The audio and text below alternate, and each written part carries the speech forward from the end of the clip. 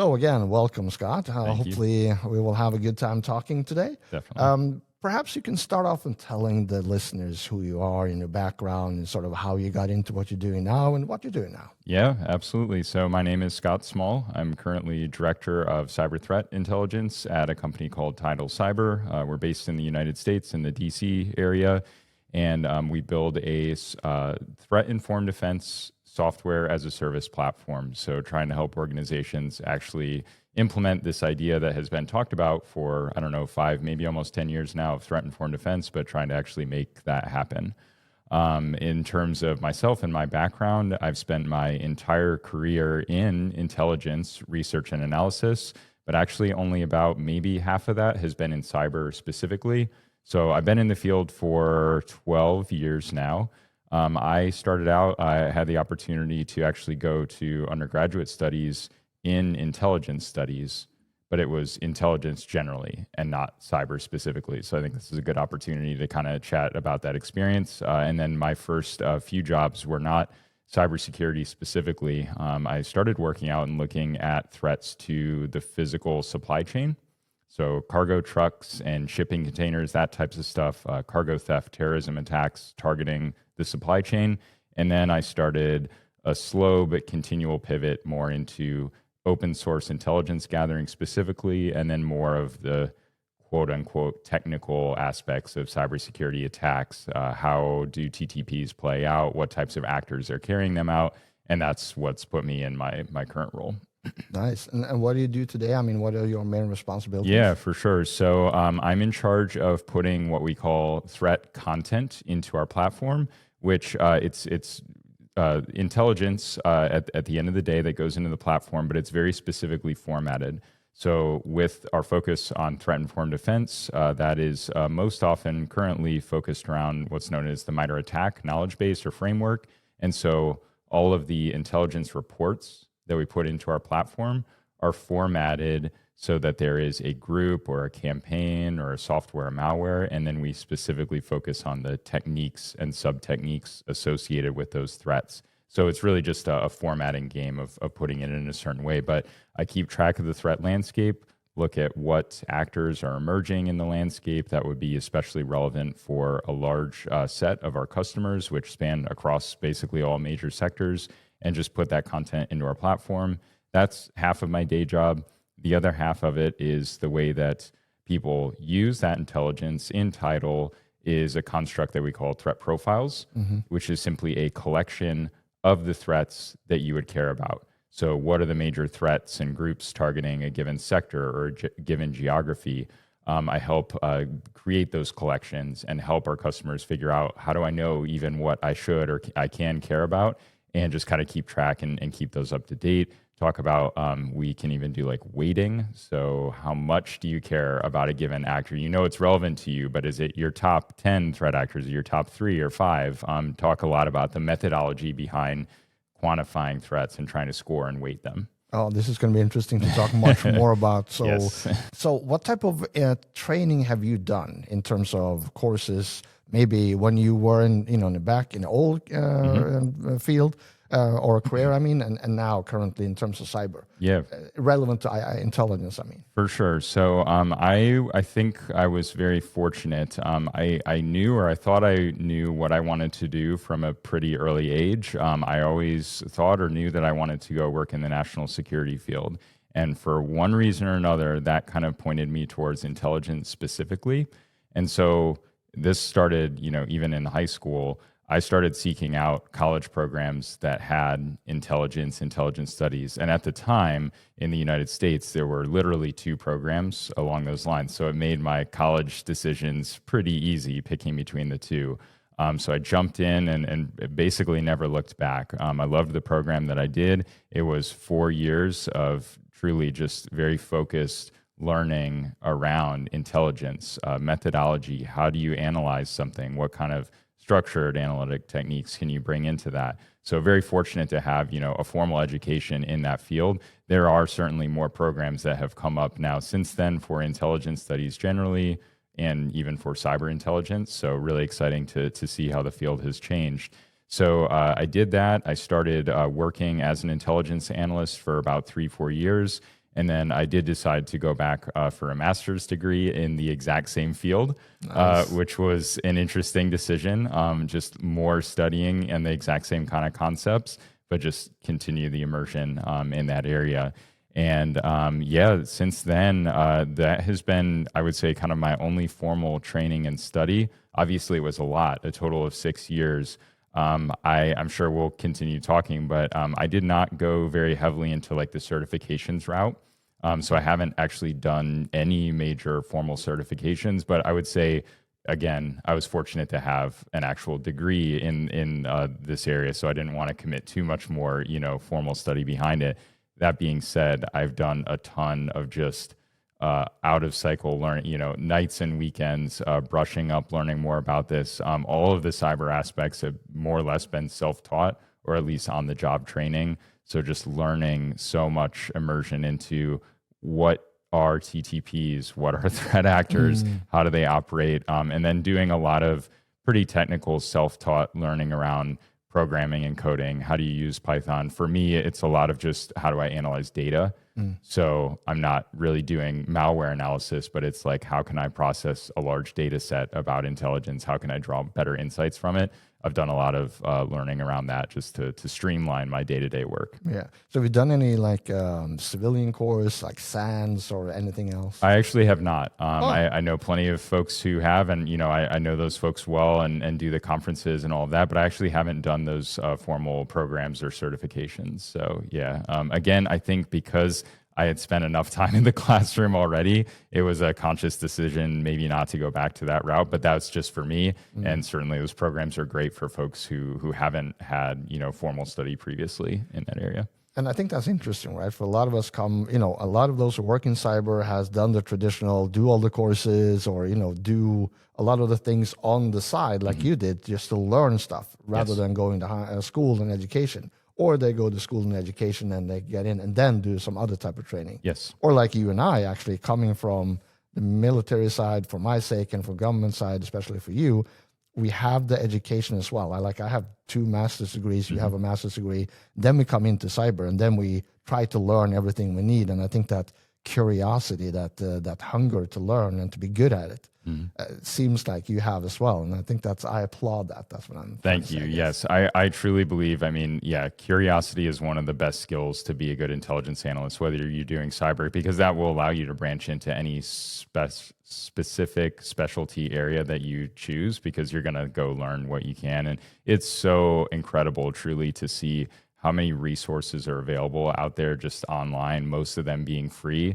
And yes, it will often take more time because you can kind of dabble in them when you choose to, as opposed to there's a huge benefit to sitting down for 4 nights or 2 weeks and doing a formal study. So it's kind of whatever works out better for you. But it's exciting that so much is available kind of in any format that you want to digest it these days. I agree. So when you're going to go back to your work now, what level do you usually work in?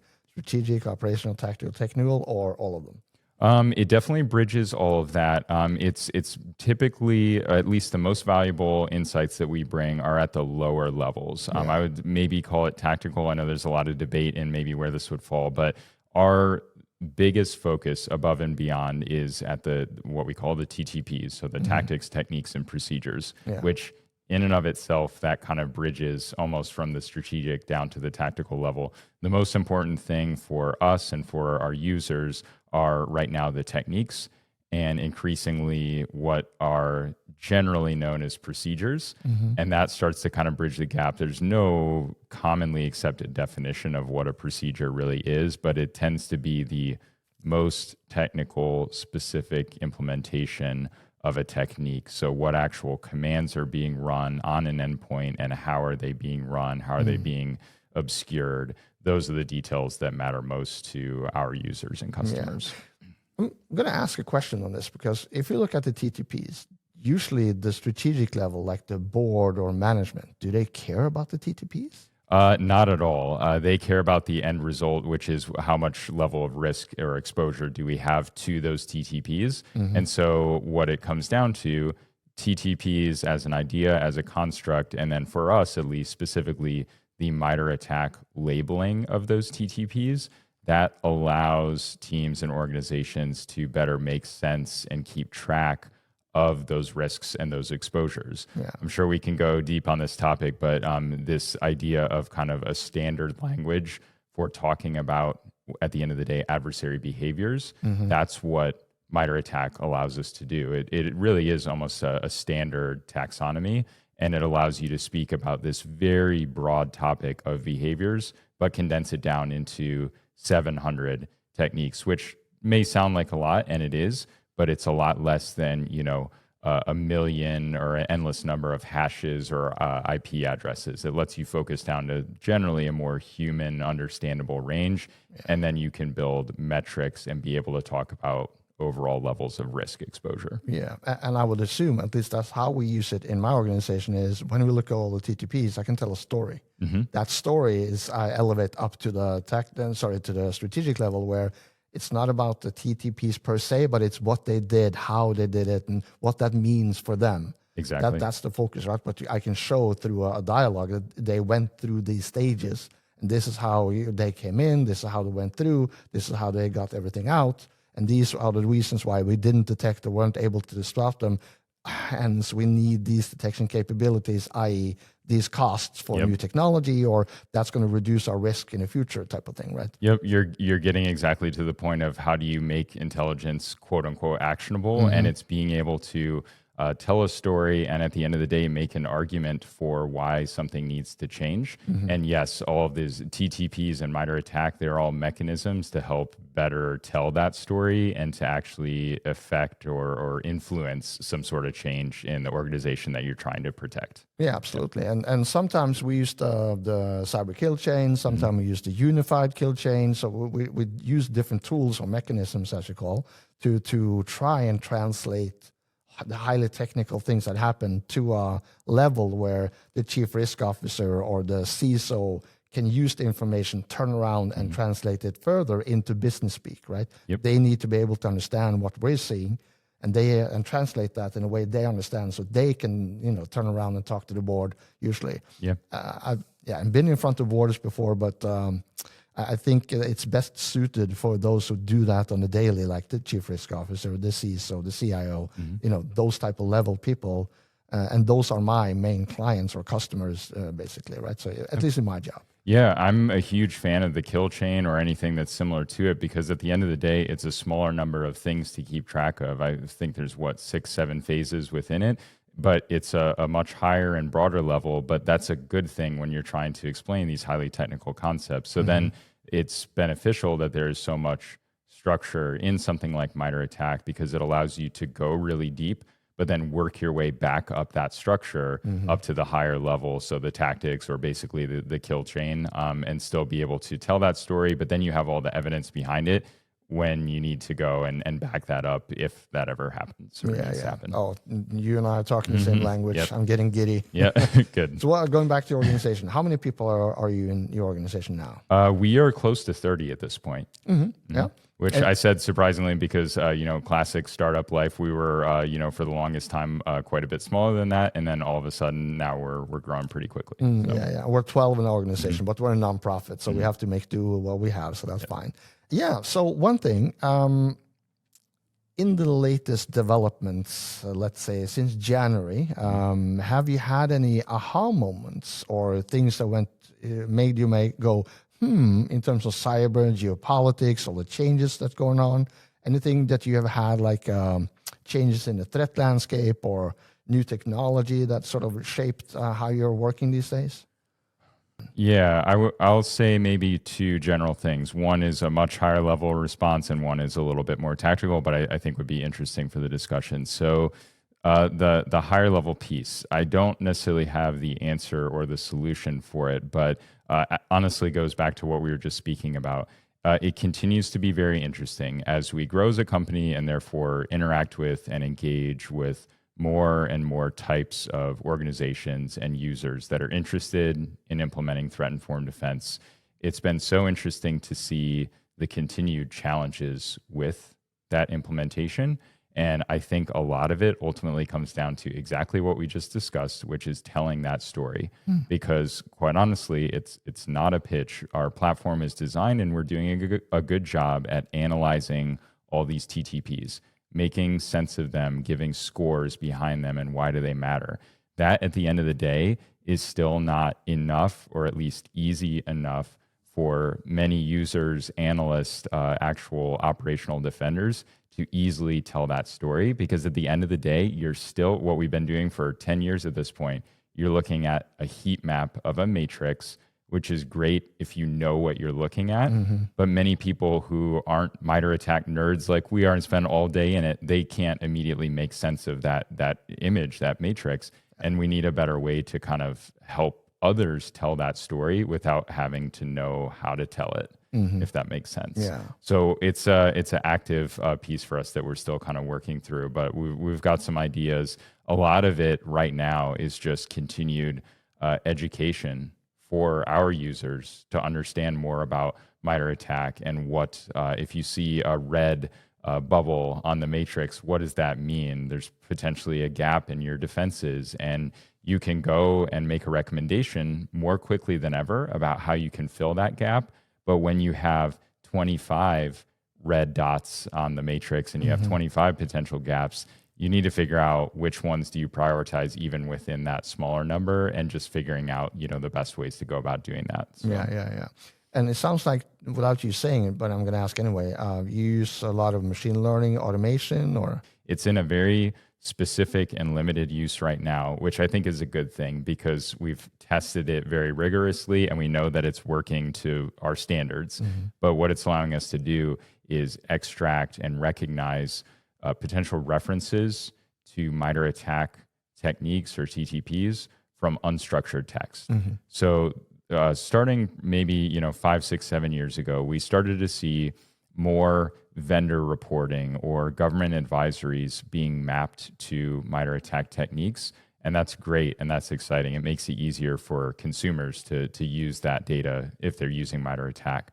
What this is doing is allowing us, even if that T code T1001 is not mentioned in the report, the AI will help recognize this plain sentence is actually referring back to a particular technique.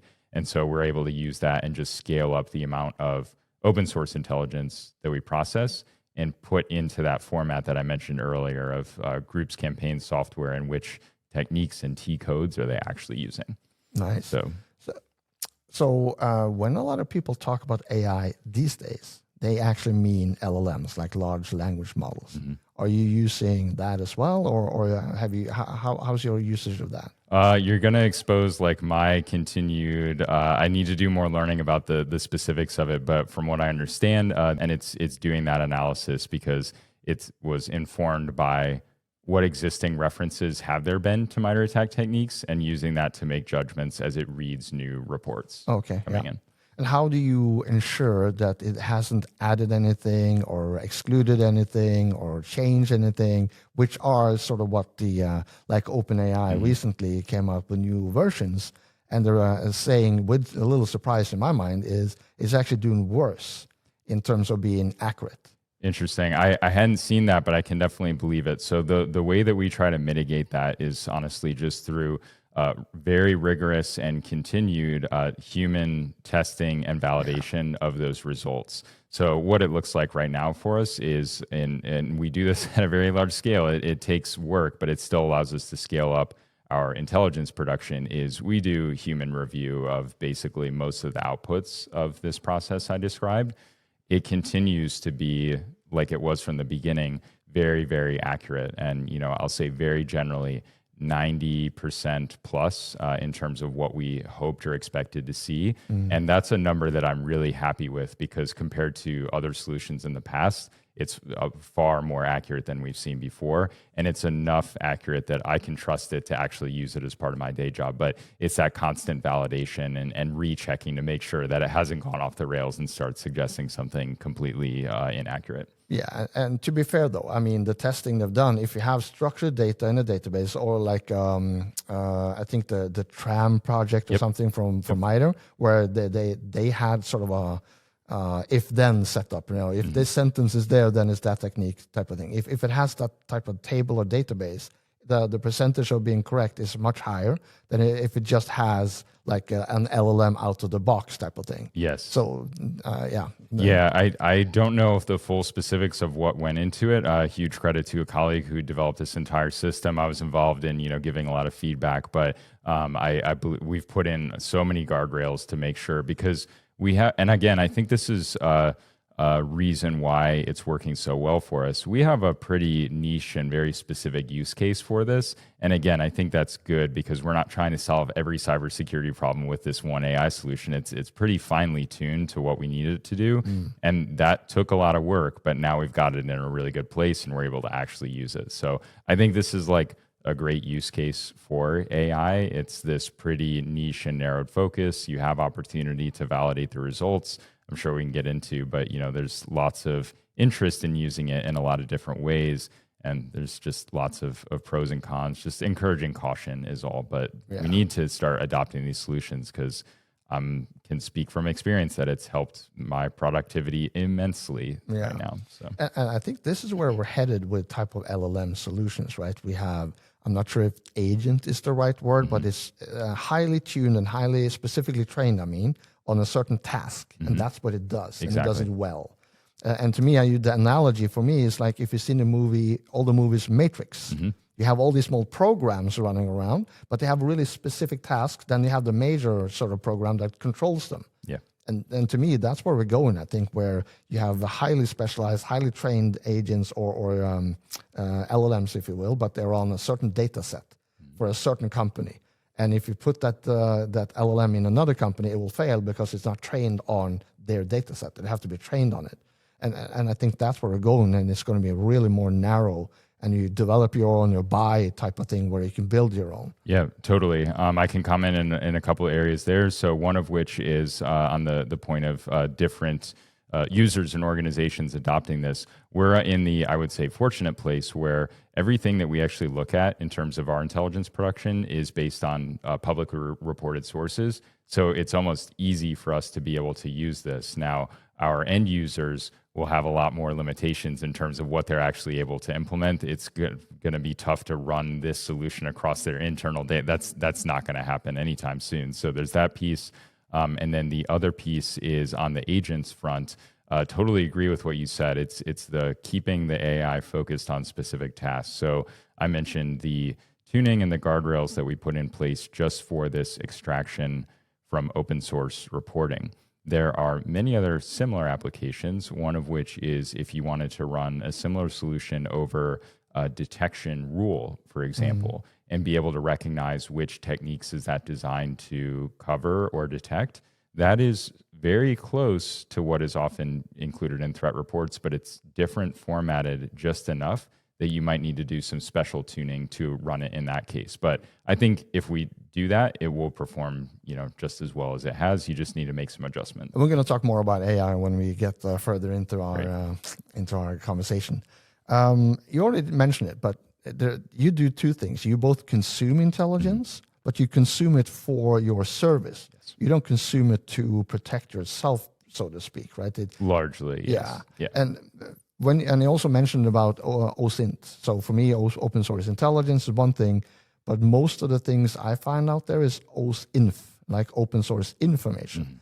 What are your thoughts on this in terms of, and I'm going to talk about this in my talk right here at first, is the admiralty scale and, how can we trust certain sources and has that, source, have they done their due diligence type of thing? How are you? Yeah, no, you're absolutely right. So I every time I refer to OSINT, it probably is in reality OSINT, just lack of a widely adopted term. But you're absolutely right. So most of what we're consuming, and I think most in the industry are consuming, is open source information or data, and then you need to turn that into intelligence. Even once we've done the AI processing, I would argue that it's still not really intelligence at that point. We're using it, in our case at least, for formatting at the end of the day. It's very advanced formatting for sure, but that's what it's being done. And then you need to actually analyze it, which at that point can become a few different things. For us, it's very focused on numerical analysis and output. So how do we generate metrics on our coverage or our gaps, things along those lines. But obviously that starts to be inputs to telling the story, which is I would say the true analysis, the intelligence analysis that's happening as part of this threat-informed defense use case, at least. I agree. So you talked about stakeholders and stuff in the previous talk, and you talk about it when you publish your blogs and other stuff.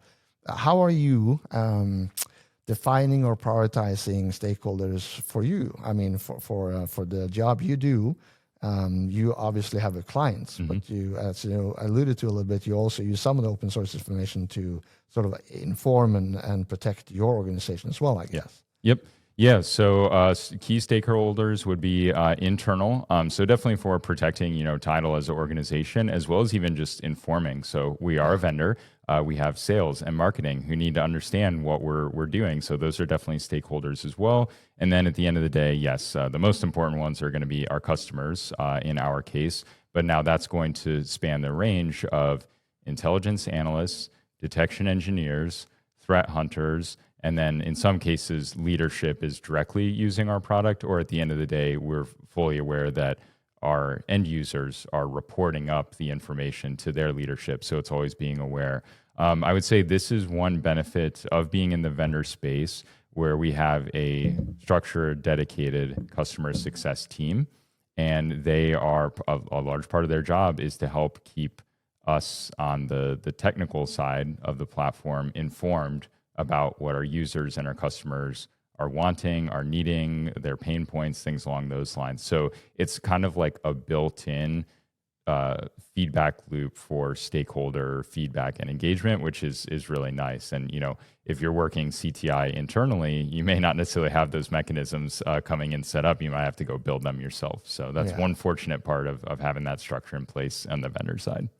And in terms of products, do you write any products or do any analysis, or are you just processing the information into the system? Yeah, so in the platform itself, it's actually just being processed into the system itself, which is like kind of nice. I spent the whole, first half of my career almost entirely writing. And despite this being a core part of at least what I used to do, I've never enjoyed writing. I've never really liked it. It's always been hard for me to do, but I just force myself to get through it. So it is nice that the main output of what we do right now is more, finished, structured intelligence, formatted, I should say.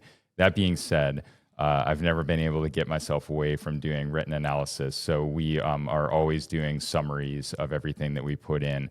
Certainly for our users, we're putting in so much content on a weekly basis that they can't even always make sense of each individual, group that we've added. So we'll do a roll-up summary to give them the highlights, basically. And then, the classic getting involved in just, helping promote what we're working on. There has always been a focus at Tidal with our founders and most of our early employees coming from MITRE in sharing, giving back to the community. And so we've always done a lot of that engagement. Like you said, even just posting on social media or some of our blogs, helping honestly instruct others about what is threat-informed defense and how can you operationalize it. That at the end of the day, that's our market. We need people to understand what this is all about if we want to keep working as a company. But we all truly believe in this idea. So there's good reasons behind what we do. Yeah. Great. And so then, because you're delivering intelligence both internally and to your clients, tell a story when you absolutely nailed it and you go, oh, that actually saved the day. You really nailed like an assessment or a summary or whatever. Sure. Yeah. I can think one recent example jumps out, and it was helping. It was primarily focused internally, but definitely our external customers and our users benefited from this as well. It was helping tell the story of what unique information did we add around the Akira ransomware group. And the whole reason that this worked out is I made a visual to be able to represent this idea and to help others kind of understand it. So what we do is whenever we put information into our platform, the foundation is always what is in MITRE ATT&CK to begin with. So it's a publicly available, open source, essentially, knowledge base. Anyone can access it. Most people are already familiar with it. they added information about Akira ransomware. So users throughout the community could see what TTPs were associated with this trending, emerging ransomware group. What we do day in and day out is look for new, very timely intelligence around all these same types of threats, ransomware groups, espionage, APT actors, things along those lines.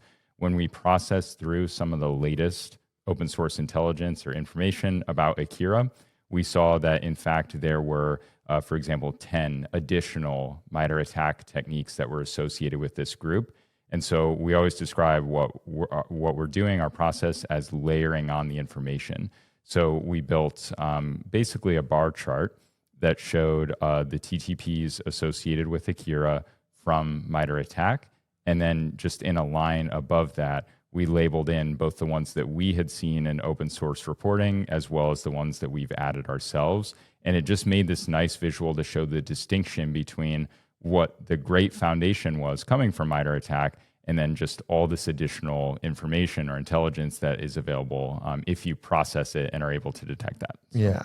So, and when you did this graphic and stuff, how did it help? What was the added value to whoever got it? It's because there is so many techniques that are possibly out there that it's hard to kind of just read a list of them and actually make sense of like what they are and how many they are, distribution across tactics, things like that. And so just making the visual condense down what would have probably been maybe like a 10-page PDF if we had just like listed them all out with the details. It summarized it down into, a quick, easy to see on your laptop visual summary of that. So data analysis at the end of the day, that is entirely what the visuals that we tend to work on are about, but it's just making sense of like large data sets. Yeah, got it. So the flip side, sometime history-wise, did you make a huge mistake?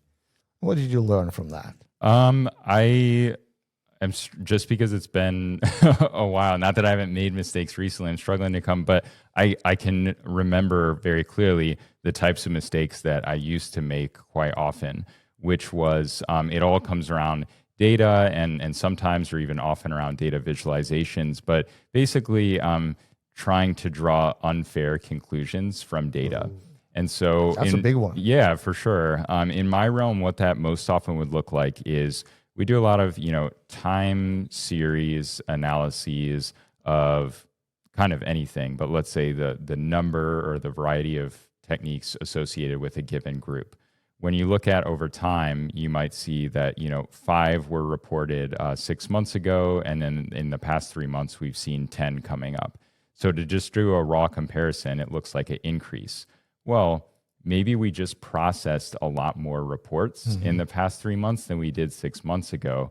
And that sounds so obvious to say, but especially when you're deep in the weeds, you're doing your day job, you're not thinking about all those other aspects, it can be easy to overlook that. And so in this hypothetical even, I would say, there was a 100% increase in the number of techniques, which just kind of like sounds bad or sounds very significant. But if it's just because we process more data, it's more about relative increase and the ratio that really would matter. And maybe it's even like relatively less than it was before. So things like that were common pitfalls and still, things on my radar, but especially when I was starting in intelligence analysis and that kind of makes me remember like another thing that's much more of like, I guess, a tactical challenge or a day-to-day challenge just for intelligence analysts in general is that I don't think it applies in that case. You saw what you saw and you communicated it upwards effectively. But I am very guilty of almost sometimes caveating too much with the information. And especially for internal stakeholders, I will try to give them every single detail behind my analysis, which has good reasons. And I'm trying to explain, some of the maybe concerns about the underlying data or something like that. But that's been a balancing act for me my entire career because I've always been guilty of actually a lot of times saying too much. And what you need to do is summarize it, accurately summarize it, but that takes time to do a summary. It's not actually faster. You have to both do the initial data analysis and then roll it up into something bigger. And so that is something that definitely takes time and experience to get good at. And I'm always working on it. I'll say that much. Yeah. Same. And that brings me sort of into an ongoing thing, at least now that we're recording. We know about the Oracle incident. We know about, CloudSec coming in. We know about the Rose profile, and all the denial that's still happening, it seems, from Oracle. Did you get any questions or monitoring that incident at all? Yeah, for sure. Something like that. Anytime you see, a breach or an alleged breach that's on the level of something like that, it's always on folks' radars, even if they maybe don't necessarily know like why it should be. Yeah. And so this is a very like classic challenge, but you see something in the news enough, and if your leadership sees something in the news or social media, you can bet that they're going to ask you about it as well. So something like that, it trends a little bit outside of our main focus, because a lot of it is, third party. Are you using this vendor, and in what ways would you be using it? That's the type of visibility that like we as a vendor with our focus, we just simply don't have. But I certainly needed to be informed about what happened, or at least what was claimed as happening, and also thinking through almost a little bit proactively, if this data got out there, how could threat actors use it? And if they used it to successfully compromise an organization, what would they do after that? And that starts to get so far down the line that it's really hard to confidently predict what would happen, but we just need to at least think through some of the applications of it. Yeah, but that brings me to the next one, and that's the both source and information evaluation, like the Admiralty scale.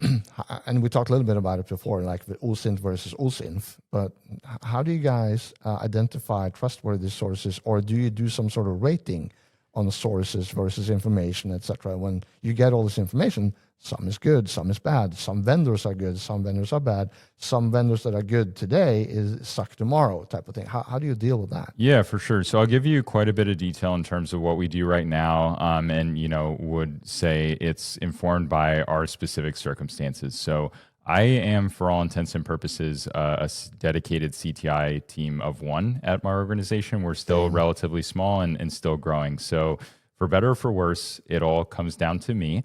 And that means at this point in time, I'm not doing structured scoring and keeping track of source confidence. I know, can you believe it? Yeah, for sure. I'm the only one who's still doing it this way, definitely.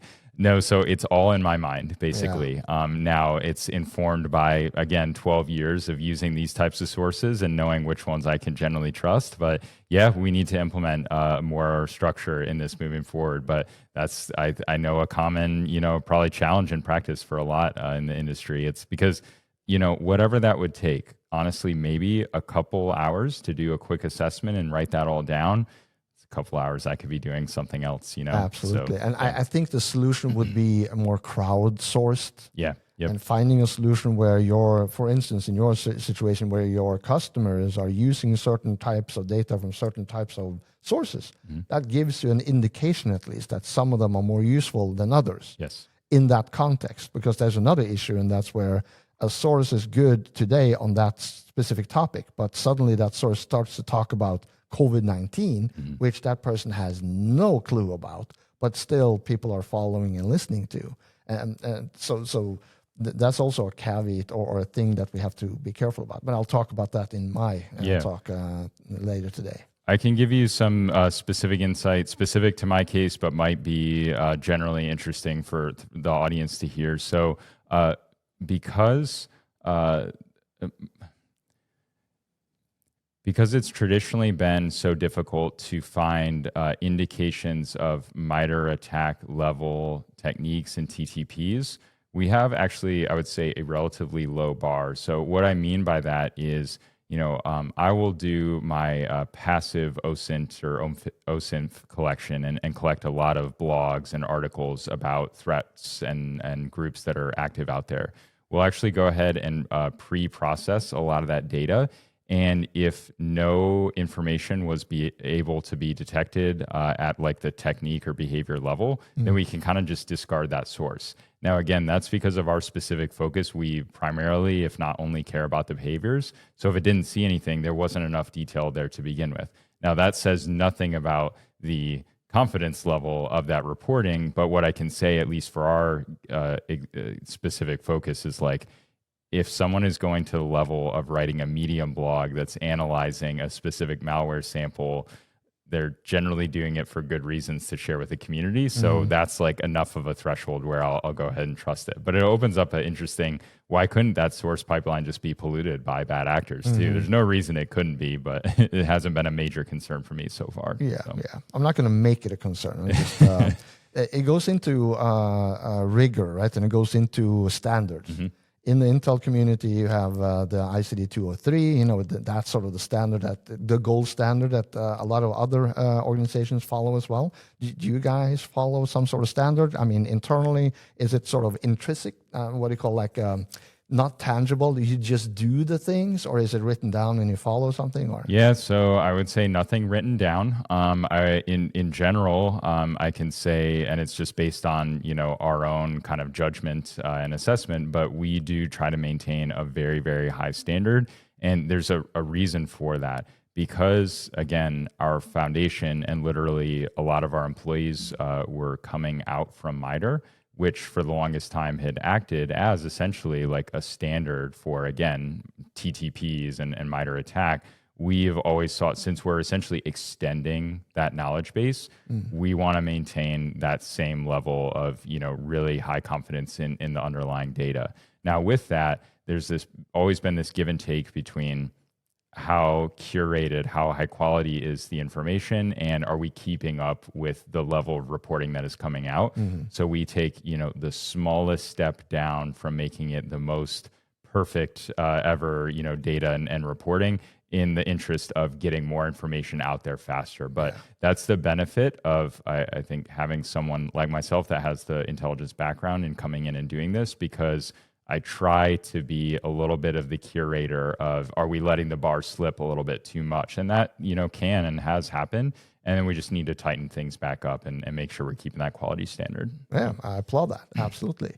When we talk about your skills, right, and we talked about already a little bit about your training, your background, if you were to say your skill level or knowledge about intelligence going from 0, absolutely nothing, which I know is not true in your case, and 5 being you could teach it, where would you say you lie?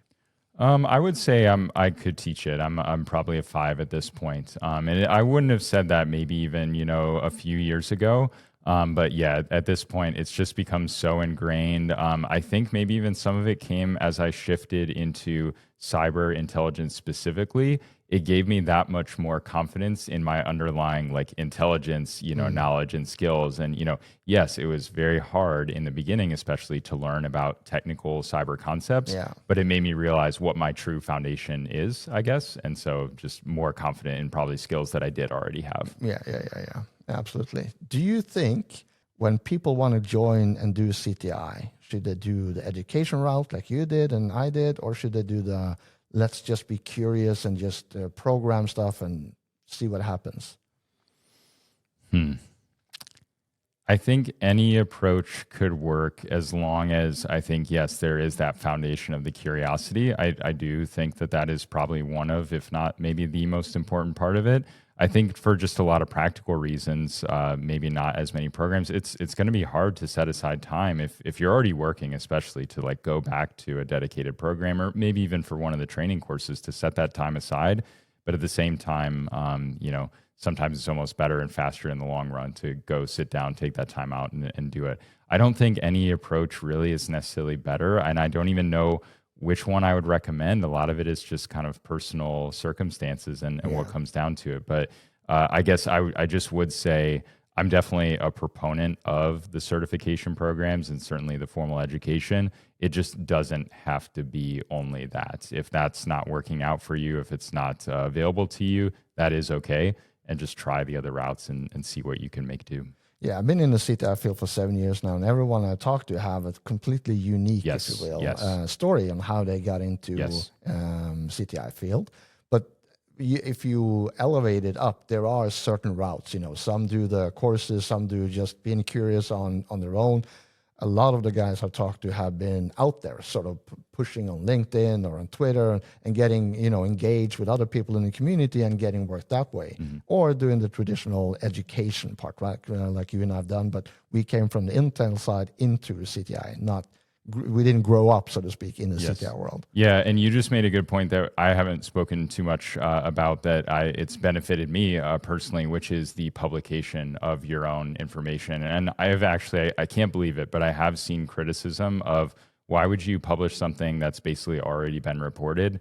That's ridiculous. The act of writing something down, writing your own blog, even if it, don't copy what someone else has done, but even if it's a little bit iterative on what's already existed, you will learn so much through that process. You're going to get faster at it. I often think that writing something down in and of itself forces you to become kind of a better analyst and develop some of those other skills, because most people generally, at least in our field, I think, don't want to write something down that they can't back up. Certainly there's caveats to that, but it'll just make you kind of think through, maybe some of your assessments and your judgments coming to that point. So the act of writing and publishing is huge. And that's not trivial. It takes time to be able to do that, but it is something I would encourage folks to do just to help them kind of develop their learning.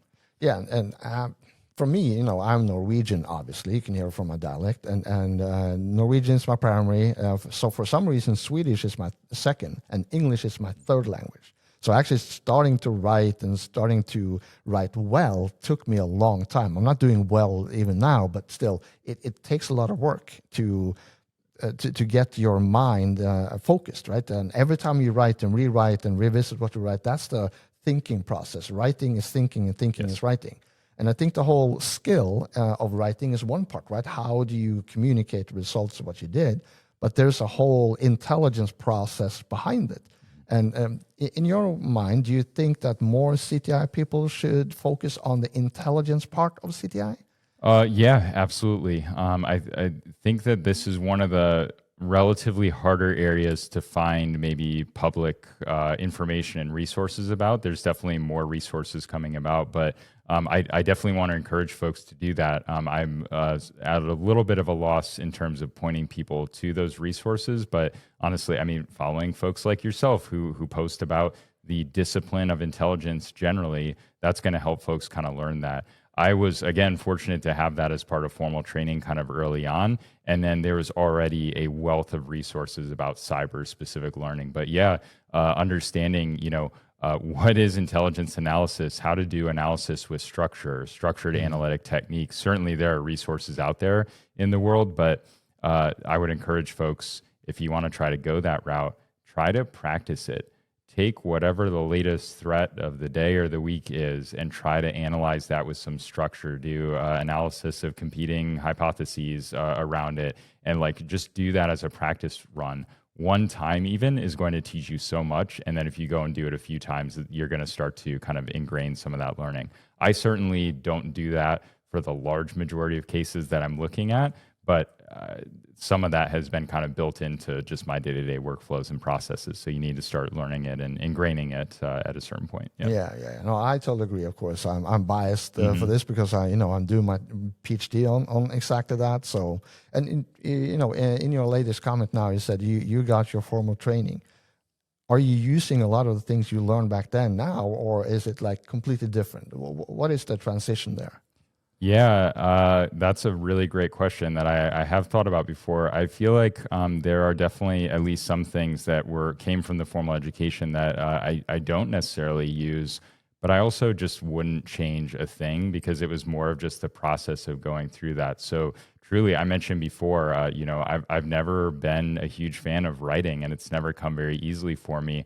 I always had to write a lot in high school, but certainly when I got to college, just constantly writing analytical reports, that really gave me that exposure and forced me to kind of get through that and become a little bit better at it. So, I didn't go to school to learn and how to practice to write, but it kind of came with the territory, and that's absolutely something that has stuck with me. It was my first exposure on a very limited basis to doing data analysis and making conclusions and insights, drawing insights from that. So that was a big one. Where I got the most practical skills training in college was a little bit less so the actual coursework. My degree program maintained an OSINT newsletter that we published, both internally for the campus, but also it did go out to a lot of like former graduates. And so working on that as a club and extracurricular activity, that is what gave me skills that have most stuck with me actually since then. So I'm glad they had that initiative. Yeah. Yeah, that brings me actually back to something we talked about previously. What would you say makes a great intelligence or a CTI analyst? What are skills or background or sort of personality traits they need?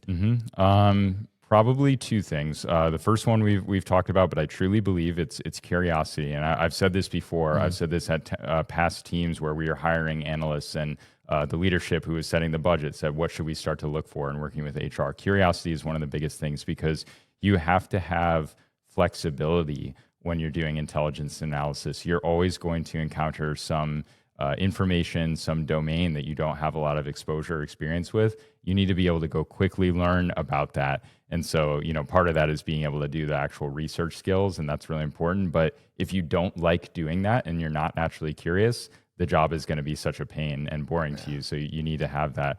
Honestly, the other biggest skill set is going to be empathy. And that goes along exactly with what I just said. You need to be able to be open and willing to learn about new subjects, learn about subjects that you weren't yet familiar with and that might make you comfortable. And I think if you're not able to and you don't want to go learn about things in that way, you're not going to exceed actually for a very long time in this field. So that's another one that I don't think it's talked about too explicitly. I've definitely seen it before, but it's a pretty key part of being a good intel analyst. And I think a lot of the people I speak with, not only on this podcast, but in general, to be a good analyst, doesn't matter in which field, curiosity is one of the common thing that most people who come from the field at least say. So I tend to agree because of the masses. Yep. And I agree personally as well, of course. Yeah. Do you have any experience with SATs, structured analytical techniques? You mentioned it before. Yeah, so it was mentioned in my undergraduate coursework, but I don't actually think we did too much sitting down and trying to implement structured analytic technique exercises. It did come up when I reached the master's level.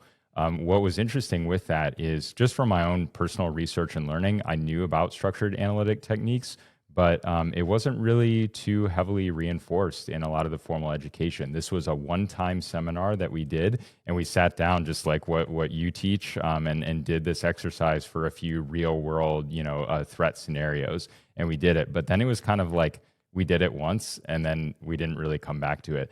I will say that very much that experience stuck with me, and I always in the back of my mind think about, I wish I had more time to sit down and look at this in a more structured way, but I do think it was beneficial to have the exposure because at least I'm trying to thinking about it in the back of my mind in a very structured way. And that's a good start, I think. If you haven't done the formal training with SATs, as long as your ability to do critical thinking, stop and think a little bit, check your biases.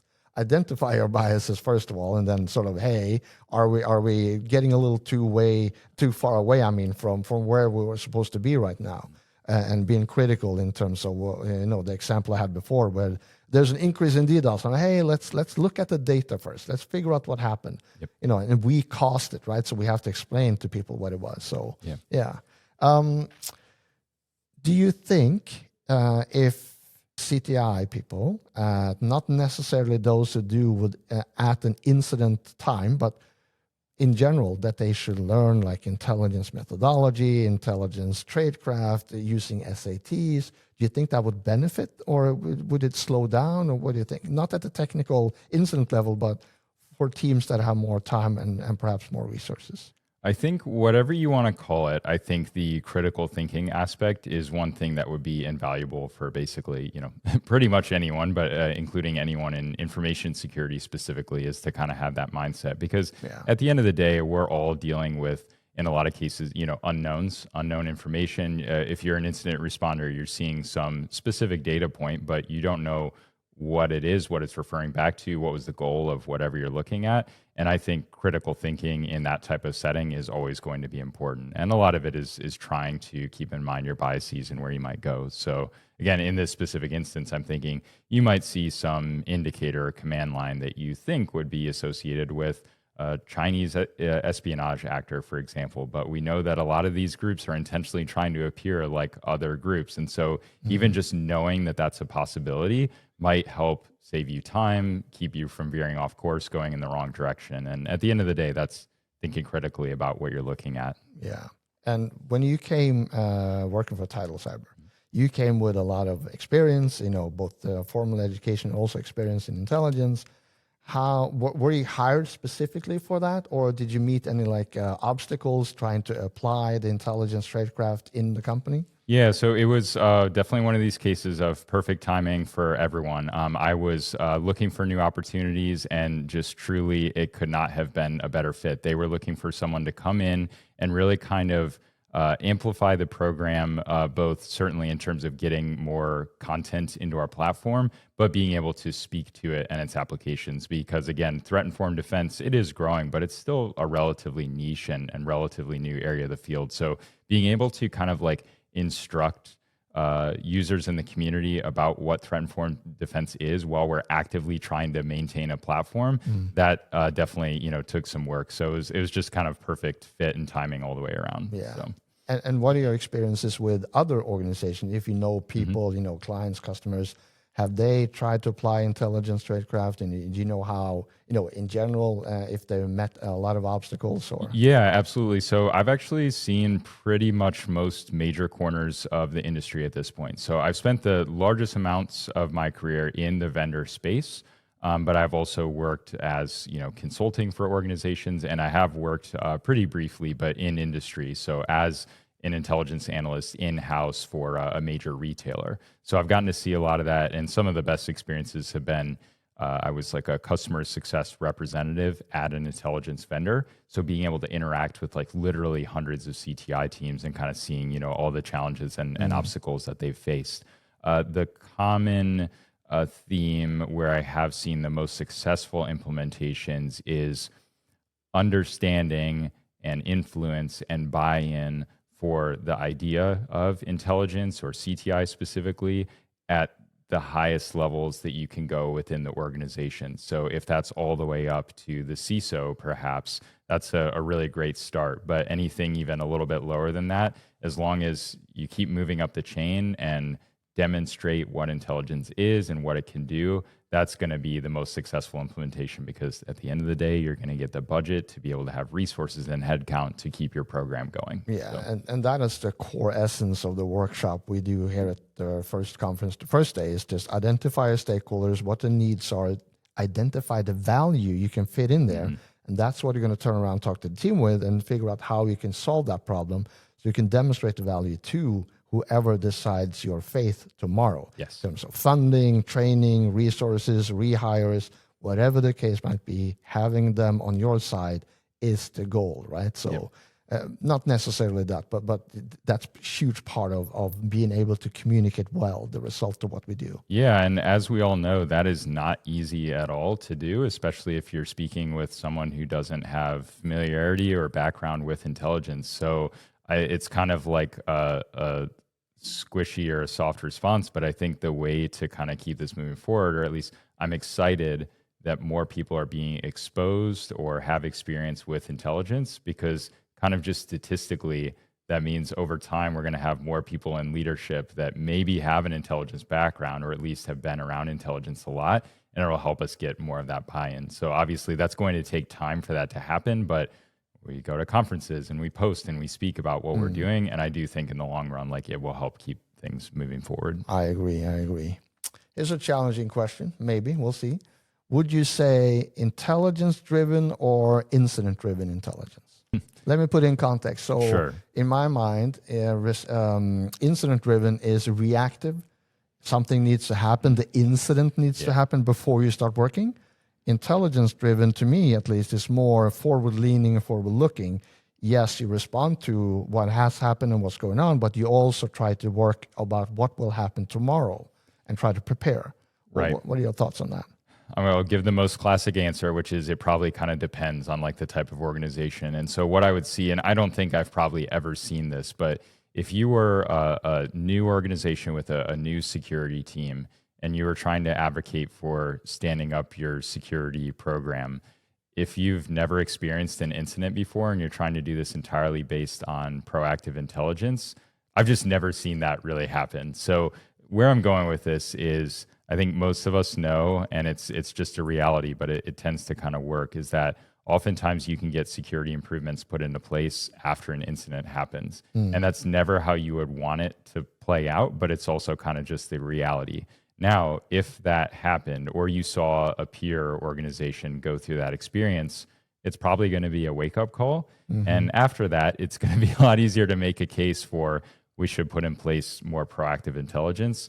But unfortunately, and just due to realities, I don't think that's often the case. It's usually after something has happened, and now we start to thinking about how to make it better in the future. Yeah, I know. I totally agree. And that's the reality. That's what we see happen, right? It's you're a one-man army. You know, you do all the things. I'm the same way. We're 12 people in an organization, and I am sort of I was the Intel guy, but now I'm doing the PhD as well. So we have someone taking my space. But that role is basically the direction, collection, analysis, and processing, and also dissemination and feedback. That person has to do everything and also maintain relationships and community relationships or agencies across 5 countries, and then also liaise with 240, financial institutions across 5 nations. So it is a humongous task, but it's a really enjoyable task. I really enjoy it.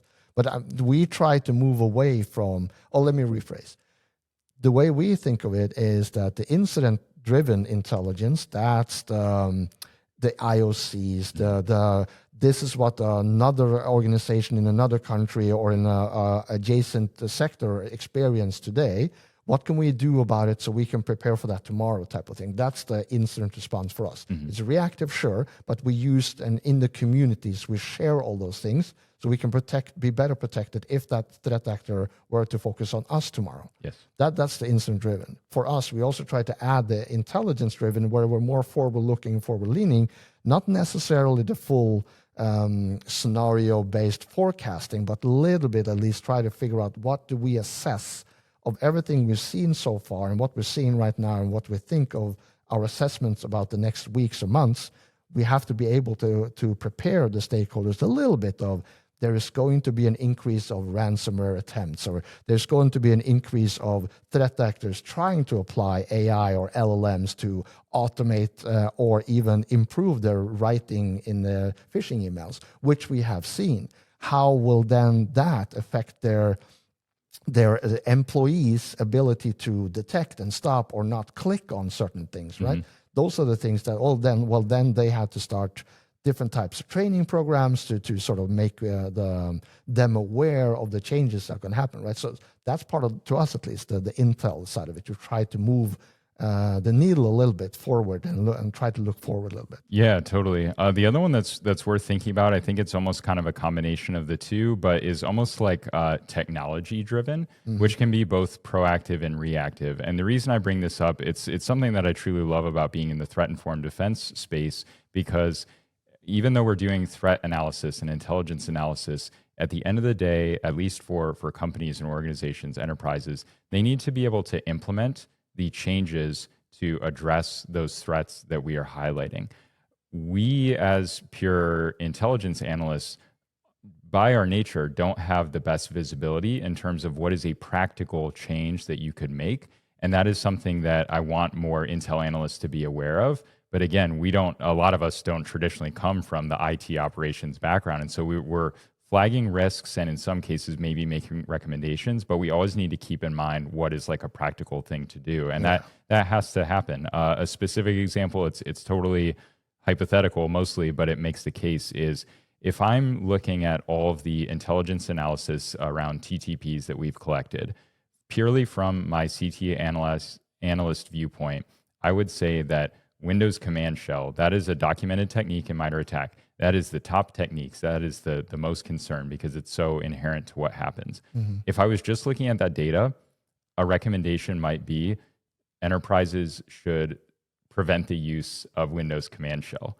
That is not practical. That the company will stop operating if you try to shut that down. And so it's an extreme example, but there's usually some sort of gives and takes between what you would do to ideally completely protect the organization versus what you can practically do. And those are just types of things that you have to keep in mind when we're moving at the pace and the cadence that we have. Yeah. I have seen small or even medium-sized organizations that have implemented some of those quote-unquote extreme measures because they did the assessment and they simply didn't need it. USB drives, for example, that's maybe something that could be implemented and is in some cases more often, but just shutting down access to USB, it's a major threat vector. And if you're not really using that technology, you don't need to even have it enabled on your systems. So, yeah. And if someone tries or something tries, that's a big warning sign. Exactly. Yeah. We talked about AI a little bit before, and I want to touch upon it a little bit more. But, we have AI, we have machine learning, we have LLMs. AI, is, to me at least, is the umbrella term. And then we have machine learning, which is a subset, and then LLMs is another subset. In my mind, I'm just going to sort of set a little pretext here, but in my mind, when we have the news cycle, they're talking about, threat actors are going to use AI, they're right, but most often they mean LLMs. And my response usually is, well, we in the defense side, we've been using machine learning for the last 10 years. That is AI. We are already AI driven. We're already AI ready, if you will. But a lot of the discussion, a lot of management, like, the threat actors just read they're using AI. I'm like, yes, we're doing that too. We're doing it for 10 years. So, and they go, yeah, but the threat, no, we are using AI already. We have been for 10 years, right? So I'm trying to figure out a way to balance that discussion a little bit. But from your perspective, how do you think like AI, machine learning, LLMs, et cetera, will change how we do CTI and analysis or intelligence the next 2 years?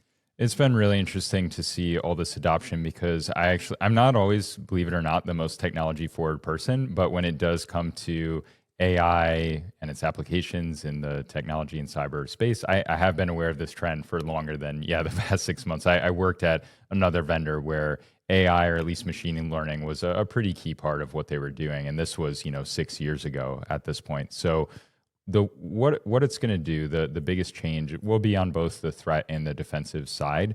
It is just, I guess, I'll say maybe ease of access to these tools, so things like ChatGPT, but even just the awareness that they exist. And that's going to drive more adoption, and it's going to drive more tinkering with these tools to see what is even possible. And that's going to happen truly on both the defender and the analyst standpoint, as well as the threat actor standpoint. So I believe with full confidence, because we have implemented in a limited scope the use of AI for our, processing, maybe some of our analysis. I believe that is just going to continue to grow because all I can say is for myself, I've seen it be beneficial, save me time and save me effort. So there's no reason where it won't continue to grow on that front. On the threat actor side, it's already playing out.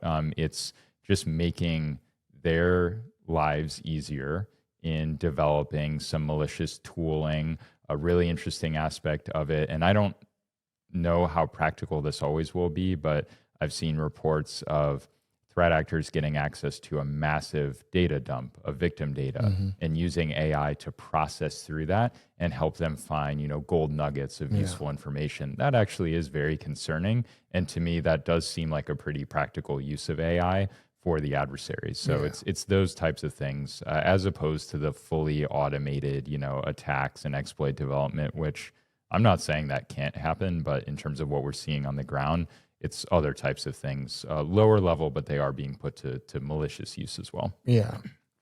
In the yearly threat assessment report I have written now for my organization, last year, when we published early last year, our assessment was that AI will be used by threat actors, but for the purpose you just said. We were seeing ransomware groups or ransom groups were using data scientists, in air quotes, to that purpose, right? They had all this data and they needed to find a way to exploit the data in a good way and also automate it as best as they could and save time.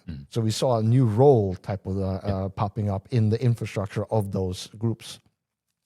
What we assessed this year was, we think in a short term, in some level, we're pretty confident that the threat actors will use AI and LLM specifically to automate as much as they can as the technology develops. And they will try to figure out the way to automate a process.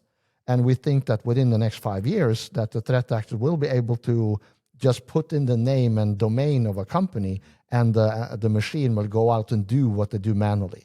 Go on LinkedIn and find all the employees with their background, their profile. Go on the web page and try to find vulnerabilities and anything that's exposed. Figure out all the IPs and the domains, subdomains. Try to figure out if there's anything on GitHub. It will just automate everything, and based on it, suggest or even build a process where these are the emails you need to send to these people with this content, and this is the infrastructure you need to use for that to bypass, because we saw in open source that this company is using security tools from that company. Yes. We know how to bypass them. You need to do it this way. Yes. So the AI will help the threat actor. But then again, as I said, that doesn't happen in a vacuum. The blue side, the defenders, will also be given new tools to both detect and respond to activities by automated threat actors. So it's going to be really interesting to see how this develops. What are your thoughts on Totally. Yeah, so a couple things. One of the first things that comes to mind is it will be very interesting, and I cross my fingers. I hope this is being done. I hope it's effective, but it would, even at a pretty advanced level, to be able to detect if a prompt is being run that could be used for those malicious purposes. So there are plenty of ways that you could, marketers would want the exact same type of information to learn what tools are certain companies using. So there's going to be a fine line, but hopefully there is some advanced analysis of the prompting to say, hey, maybe this is being done and used for malicious purposes. Let's hope that some of those safeguards are being put into place. And that all depends, which we have seen before, but I don't think is only the case, which is, are the actors using also the commercial versions of these tools, and are they really exposing themselves? We have seen that happen before, but I'm sure they could, try to create their own models to do this themselves. So there's that aspect. One thing that you mentioned with like this advanced reconnaissance, essentially, it'd be very interesting to see, because we know that actors can conduct these very automated attacks right now. And certainly we've seen lots of organizations be susceptible to those, unfortunately, for, slow patching cycles, things like that. So it's really just, honestly, maybe a slight amplification of what we're already experiencing. But I don't even know if that's orders of magnitude worse. So we always need to be aware of those automated attack vectors. Yeah. The only other piece that maybe gives me a small amount of hope is that what you described, this fully automated attack scenario, I'm not naive that probably the technology can get there, but I try to think, with my experience with the AI tools myself so far, I can imagine trying to set that system up and seeing all the probably hallucinations and bad data that it's going to give me. And I really hope that it gives it to the bad actors as well, because that will slow them down. It's going to return so much noise and junk. But again, not naive that it probably could be fine-tuned to be really bad. And, honestly, one area I've always wanted to dig in a little bit more in my learning is around deception, defender deceptive technologies. So can we go start polluting some of our, websites or our social media profiles with fake dummy data as well, and see if actors are getting access to that? Maybe it slows them down. Maybe it gives us an indication that they're scanning and scraping us. So maybe some opportunities there as well for defenders. I read an interesting, I think it was just a comment I saw on LinkedIn, so I don't know the veracity and the truth to this, but according to that person, Cloudflare is actually, of all the AI bots out there scraping, right, is costing companies like Cloudflare a lot of data processing. Yeah. So they've generated like text, but it's really, really font size type of thing that only the AI bots will read. And then there's a hierarchy behind it. But if you go in 2 or 3 pages in that, then they automatically know that that's a bot, because a human would never even read it or find it or even click down and start researching or reading all those pages. So they know how to identify and then use that information to either block or reduce the traffic or feed it crap, right? Yeah. It's payback to, hey, you're messing with our data, then get all the crap that we can give you. It's like 140,000 different pages of crap. Yeah. And I applaud it, but at the same time, is that energy efficient for the world? I don't know. Exactly.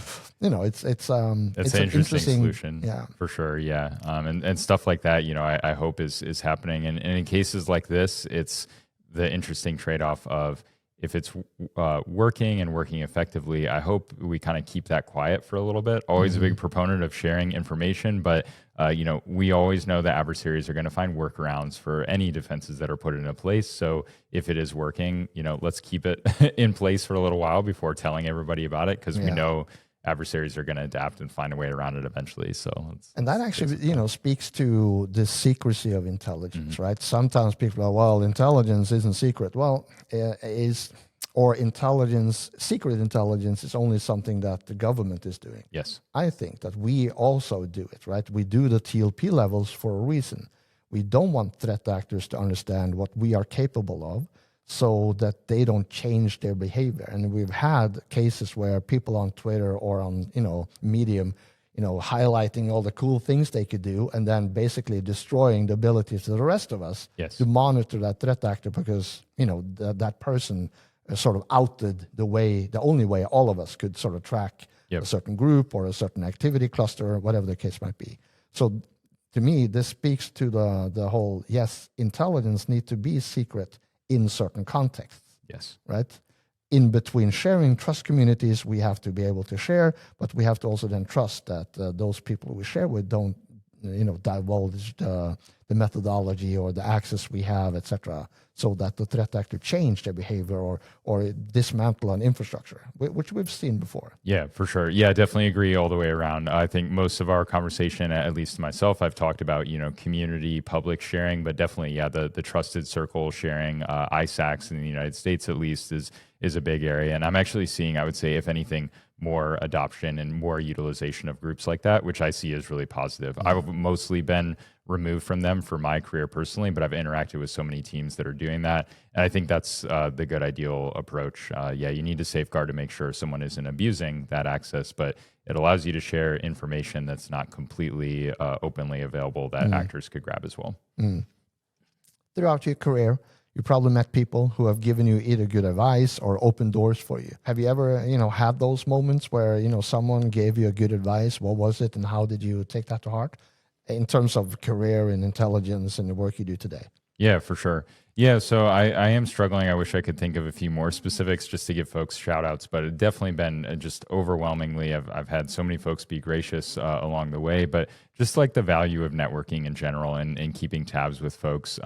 So I would just say, people that I've interacted with, having the opportunities to exchange information, and like you said, just continuing to stay in touch. You never know when something might come up where you hopefully can help somebody out, or vice versa.